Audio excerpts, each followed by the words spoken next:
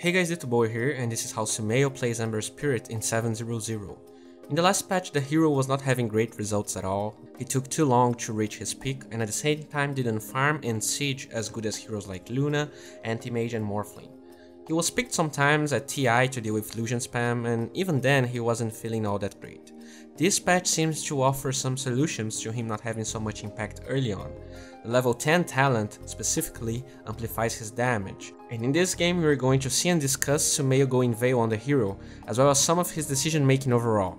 The laning phase is quite stale until level 5, and it's actually very interesting to watch this clip, because once on Envy's stream I saw him discussing with Weeha, back in the secret days, whether it was possible for level 3 Ember to solo kill Storm. I don't know, is it that bad? Weeha, is it that bad?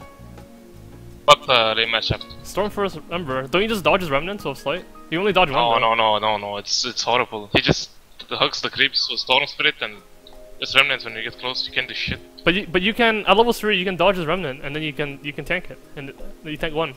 So you can't do anything. Like, you're gonna shield and you can't do shit. If the Storm is good, like, he will never let you get close. He will have a great lane control. I mean, you can pull creeps with them, but I mean, it's not. What are you talking about? You're gonna shield, you're gonna hit the creeps, and then what is he gonna do? He can't do anything. He's gonna hit you. Come and be burned.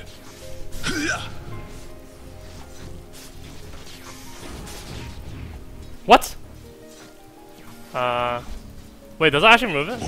Okay, whatever. Wait, does that actually remove it? Yeah, it does. One remnant? So much damage. Wait, I'm retarded. No, because of the... And the problem is that regardless of Storm having level 2 Remnant or Overload, he can kill your Flame Guard instantly. At level 4 in theory, you can dodge Remnant with Sleight of Fist and still keep your Flame Guard, but then you have even less magic damage and disable time, so it's pretty nice to see Sumail only going for the solo kill at level 5. You get 350 magic damage shield with level 3 Flame Guard, and there's no combination of spells that Storm can use to instantly disable it. But Sumail goes even further. Instead of going for level 3 Flame Guard, he turns it on at level 4 when he knows he's about to level up. He goes aggressive to bait the Remnant, uses chains to lock him while he retreats to dodge it, and since Flame Guard was not disabled, Sumail guarantees the kill. One thing that I learned watching Envy that definitely changed my understanding of both Ember and PA is how aggressive they can be at level 7. Those heroes can create space like crazy, and they can also scale reasonably well late game. Ember more than PA, to be honest, since he's more versatile. The point though is that this potential created the now established Phantom Assassin build, focusing only on physical damage, to abuse that power spike with Face Boots, Ekla and Blightstone. No one ever dared to go Veil on Ember Spirit, and it seems like the new talent tree might be enough incentive for it. Veil is great on space creating mids, Ember Spirit does lack mana, and in this new crazy fighting meta, he can create enough space to scale later on.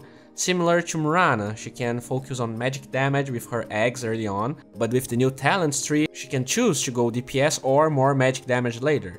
The point of going eggs is just the extra fighting and farming power that magic damage gives to these heroes, so I really feel like Ember Spirit is kinda in a similar spot. In this clip, Sumail got a haste rune and most players would be crazy to dive Storm again, but he refrains from doing so, unless Storm Spirit went for the creep wave, and he did not. With the Beastmaster Hawk, Sumail gets vision of a very weak Slardar going for his shrine, an easy kill.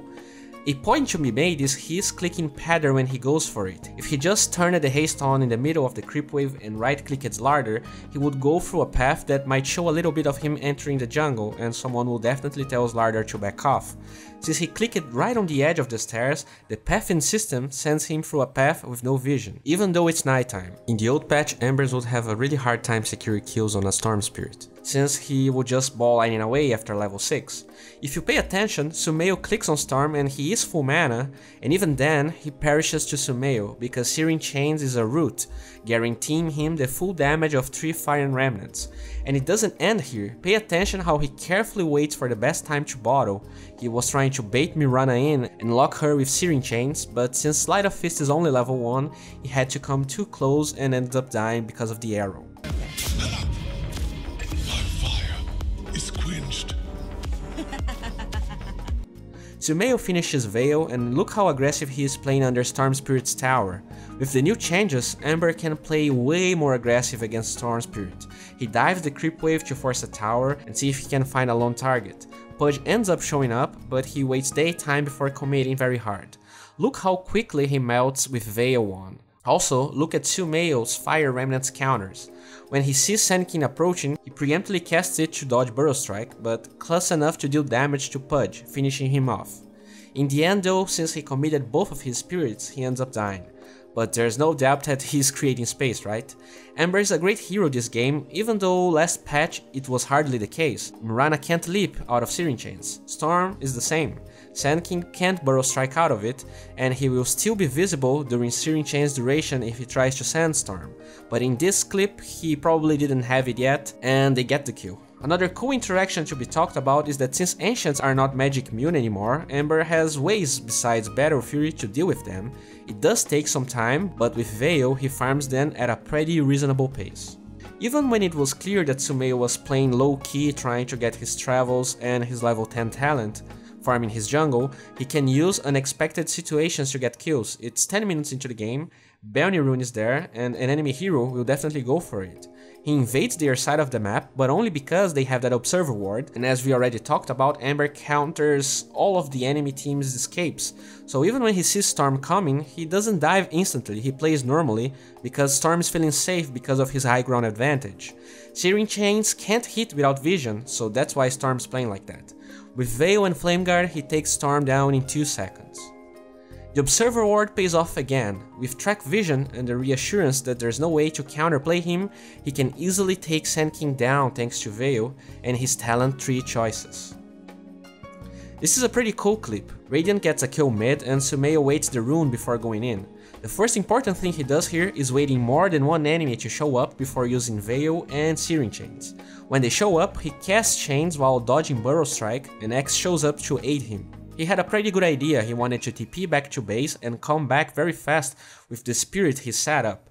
But the problem is that amplified damage gave Sand King vision to cancel the TP since he has Blink Dagger. Unfortunate. But as you can see in the net worth charts, even though he died a couple of times, he still is the top of the net worth by a big margin, even with his team having the same amount of towers the enemy team has. Well, this wraps up for today. If you enjoyed this video, please give it a thumbs up, it helps a lot. If you want to see the extended version of this video, please check the link in the description, and I can't overstate how this video wouldn't ever be possible without Pugna.